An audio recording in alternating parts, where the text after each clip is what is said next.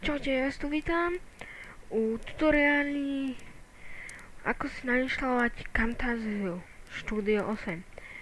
Takže ja vám dám do popisku videa, pod video vám dám odkaz, nalož to, vlastne na tom dám vám odkaz na ulož to, kde vlastne potom to budete mať.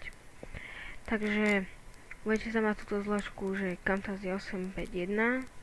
Je to už spojené, je to zabalené, silno som to už prvá nachystal.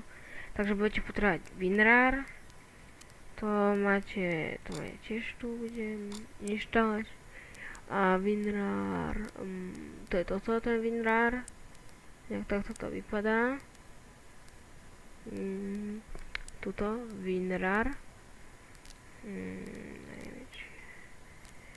Takto, keby pre niekoho nevidel, nech vypadá, nech vie jak tuto. WinRAR, ja mám 64 bitový počítač, takže 64 a česká verzia. Aj to vám môžem dať do popisku, kde stiahnuť WinRAR. Takže keď budete mať nainštalovaný WinRAR, alebo keď ste ho už mali, tak si otvoríte túto zložku Camtasia. Budete tam mať, že Camtasia, Crack a Readme. Readme som písal ja, takže to je len takto rýchlo. Nainštalujete túto Camtasiu. Keď ju nainštalujete, tak ju otvoríte. Napíšem vám, že na 30 dní. Tak ju potom vypnete. Pôjdete do zložky Crack a Crack X dáte. Počkajte, kým sa vám toto všetko spraví. Dáte áno. Tu máte Welcome do SOF4PC, dáte Next.